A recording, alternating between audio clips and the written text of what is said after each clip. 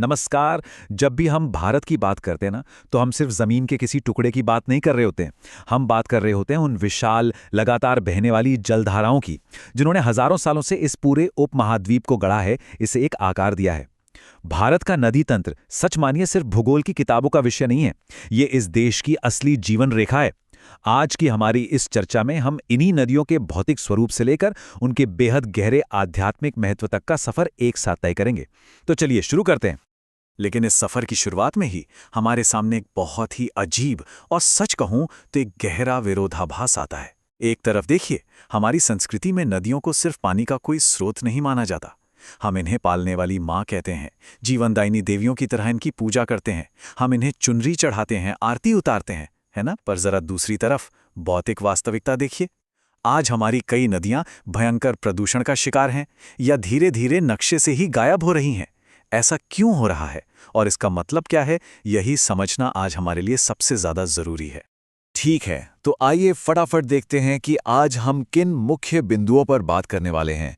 सबसे पहले हम देखेंगे दो महान नदी प्रणालियां, फिर हम बात करेंगे विशाल हिमालयी नदियों की, उसके बाद प्राचीन प्रायद्वीपीय नदियां, फिर जानेंगे कि कैसे ये नदियां हमारी सांस्कृतिक आत्मा हैं, और आखिर में चर्चा करेंगे हमारे आज के आधुनिक परिस्थिति संकट पर। तो चलिए बढ़ते हैं हमारे पहले हिस्से की तरफ, दो महान नदी प्रणालियां। अगर हम पूरे देश के जल तंत्र को एक बड़े नजरिए से देखें ना, तो भारत की नदियां मुख्य रूप से दो अलग-अलग और बहुत ही दिलचस्प प्राचीन परिवारों में बटी हुई नजर आती हैं। अब यहाँ जो बात सबसे ज्यादा हैरान करने वाली है, वो है इन दोनों का अंतर। एक तरफ उत्तर की हिमालयी नदियां हैं। भूवैज्ञानिक नजरिए से देखें तो ये नदियां अभी काफी युवा हैं, ग्लेशियरों से इनमें पानी आता है, इसलिए ये साल भर बहती हैं और मैदानी इलाकों में विसर्पण करती हैं, यानी अपना रास्ता बदलती रहती हैं। और दूसरी तरफ है हमारी प्रायद्वीपीय नदियां। और आपको जानकर शायद हैरानी होगी कि दक्षिण की ये धीमी, शांत दिखने वाली नदियां असल में हमारे ऊंचे हिमालय से भी ज्यादा पुरानी हैं। बिल्कुल सही सुना आपने। ये अपनी पूरी तरह से परिपक्व अवस्था में है, मुख्य रूप से बारिश पर निर्भर है और मजबूत चट्टानों के बीच एक फिक्स्ड रास्ते पर बहती हैं। इन नदियों का आकार कितना विशाल है, इसका अंदाजा आप स्क्रीन पर दिख रहे इन आंकड़ों से लगा सकते हैं। 2525 किलोमीटर की लंबाई के साथ गंगा सबसे ऊपर है, फिर दक्षिण की गोदावरी, उसके बाद कृष्णा, यमुना और नर्मदा। सच कहूं तो ये सिर्फ किलोमीटर में नापे गए नंबर्स नहीं हैं, ये वो महाकाव्य मील के पत्थर हैं जिन्होंने पूरे भारतीय उपमहाद्वीप की भौगोलिक और सांस्कृतिक सीमाएं तय की हैं। आइए अब आते हैं दूसरे हिस्से पर, विशाल हिमालयी नदियां। अब हमारा पूरा फोकस होगा उत्तर की तरफ, हिमालय की गगनचुंबी चोटियों और वहां से निकलने वाली उन युवा, तेज और शोर मचाती नदियों पर। 2525 किलोमीटर। जरा इस नंबर के बारे में सोचिए।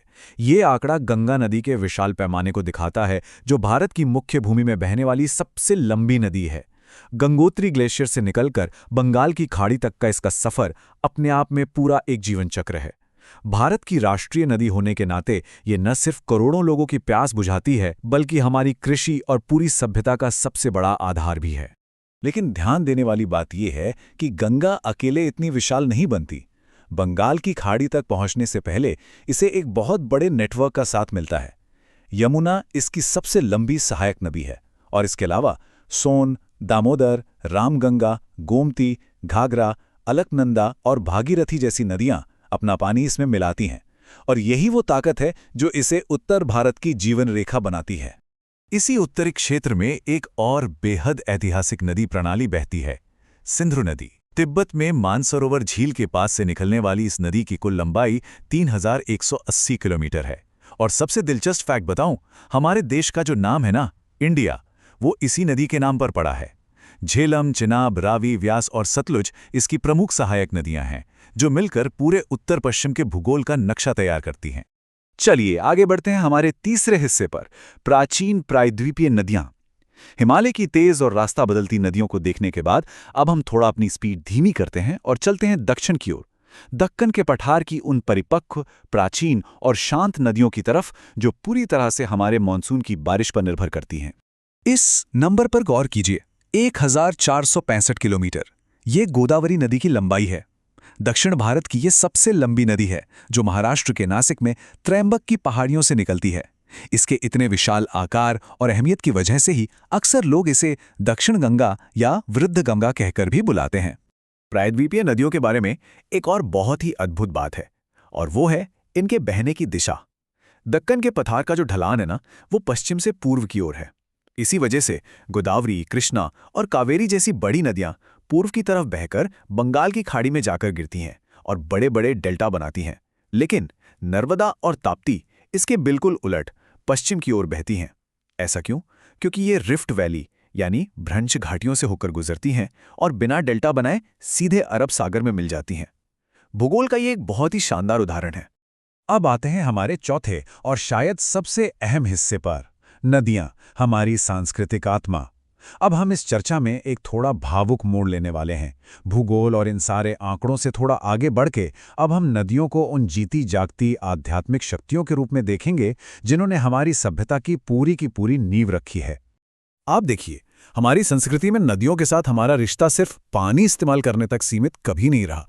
ऋग्वेद जैसे हमारे सबसे प्राचीन ग्रंथों को ही ले लीजिए, वहां नदियों की तुलना हमारी रक्षा करने वाली, हमें पालने पोसने वाली माताओं से की गई है।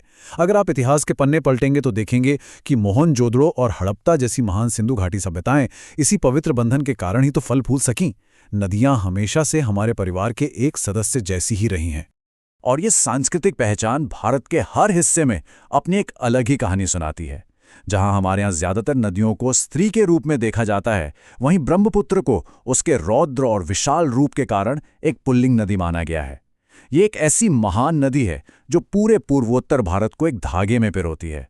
और वहीं दूसरी ओर हमारे पास नर्मदा परिक्रमा जैसी गहरी परंपराएं हैं, जहां लाखों लोग नदी को एक पवित्र और जीवंत इकाई मानकर श्रद्धा के साथ उसकी पूरी परिक्रमा करते हैं। ये कोई छोटी बात नहीं है, ये एक बहुत ही गहरी आध्यात्मिक यात्रा है। और ये पूरी भावना इस एक लाइन में बहुत ही खूबसूरती से कह दी गई है। एक नदी सिर्फ पानी नहीं ले जाती, वो उस भूमि का जीवन, संस्कृति और इतिहास ले जाती है जिससे वो बहती है। मशहूर पर्यावरणविद राजेंद्र सिंह के ये शब्द बिल्कुल सटीक बैठते हैं और हमें ये याद दिलाते हैं कि इन बहती हुई जलधाराओं का जो आध्यात्मिक और सांस्कृतिक मोल है ना, वो हमारे अस्तित्व के लिए कितना जरूरी है।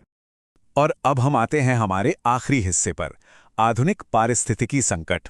अपनी चर्चा के इस अंतिम पड़ाव पर हमें थोड़ा गंभीर होना पड़ेगा, क्योंकि हमें इन प्राचीन और पवित्र नदी प्रणालियों की जो आज की दुखद स्थिति है, उसका सच्चाई से सामना करना ही होगा। आज हमारे सामने असलियत क्या है? महान सरस्वती नदी, जिसका वेदों में बार बार जिक्र आता है, वो अब विलुप्त हो चुकी है। दिल्ली जैसी जगहों पर आप देखिए, हमारी पवित्र यमुना भयानक प्रदूषण के कारण अपना रूप ही खो चुकी है। हमने जगह जगह बांध बनाए, बेतहाशा प्रदूषण फैलाया और नदियों को बस नक्शे पर खींची हुई एक भौगोलिक लाइन समझ लिया। नतीजा, हमने अपना वो प्राचीन सांस्कृतिक बंधन तोड़ दिया। जो नदियां कभी व्यापार और जीवन का केंद्र हुआ करती थीं, वो आज कई जगहों पर सिर्फ मानसून में बहने वाली एक पतली सी मौसमी रेखा बनकर रह गई हैं। तो क्या सब खत्म हो गया है? बिल्कुल नहीं, उम्मीद अभी बाकी है। सरकार ने नमामि गंगे जैसी कई बड़ी पहल शुरू की हैं। नदी के किनारों पर जो अंधाधुंध जंगल कट रहे थे, उन्हें रोकने के लगातार प्रयास हो रहे हैं। लेकिन सिर्फ तकनीकी या सरकारी समाधान काफ़ी नहीं है। जानकारों का साफ कहना है कि हमें नदियों और उनके आसपास बसी संस्कृतियों का एक साथ अध्ययन करना होगा। और सबसे बड़ी बात, हमें ऐसे एजुकेशनल प्रोग्राम्स चाहिए जो आज के युवाओं को नदियों के साथ उस खोए हुए भावनात्मक और सांस्कृतिक रिश्ते को फिर से जोड़ने में मदद कर सकें। तो आज की इस चर्चा को मैं एक ऐसे सवाल के साथ खत्म करना चाहूंगा जिस पर हम सबको सच में गहराई से सोचना चाहिए। समाज इन पवित्र जलों के साथ अपना खोया हुआ भावनात्मक और पारिस्थितिक संबंध कैसे बहाल करेगा? क्या हम फिर से उस जीवन रेखा को वापस ला पाएंगे?